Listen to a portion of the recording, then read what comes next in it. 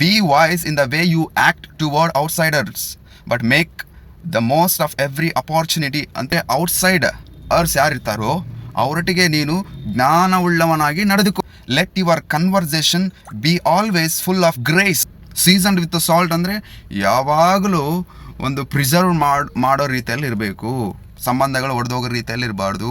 ಯಾಕೆ ಆ ಕರುಣೆಯುಳ್ಳ ಮಾತುಗಳು ಯಾವಾಗಲೂ ಇರಬೇಕಂತೇಳಿ ಔಟ್ಸೈಡರ್ ಒಟ್ಟಿಗೆ ಹೇಳ್ತಾ ಇದ್ದಾನೆ ಅಂದರೆ, so that you may know how to answer everyone. ನಿನ್ಗೆ ಗೊತ್ತಾಗ್ತೈತೆ ಅವ್ರಿಗೆ ಹೆಂಗೆ ಉತ್ತರ ಕೊಡ್ಬೇಕಂತೇಳಿ.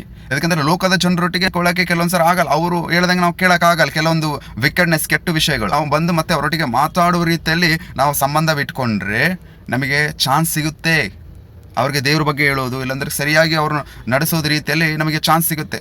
ನಾವು ಡೈರೆಕ್ಟಾಗಿ ನಾವು ಸಂಬಂಧಗಳ ಮುರ್ಕೊಂಡಿದ್ದೀವಿ ಅಂದರೆ ನಾವು ಆ ಚಾನ್ಸನ್ನು ಮಿಸ್ ಮಾಡ್ಕೊಳ್ತೇವೆ. ಯೇಸು ಸ್ವಾಮಿ ಹೇಳ್ತಾ ಇದ್ದಾನೆ, ನೀವು ಈ ಭೂಲೋಕಕ್ಕೆ, ಈ ಭೂಮಿಗೆ ಉಪ್ಪಾಗಿದ್ದೀರಾ.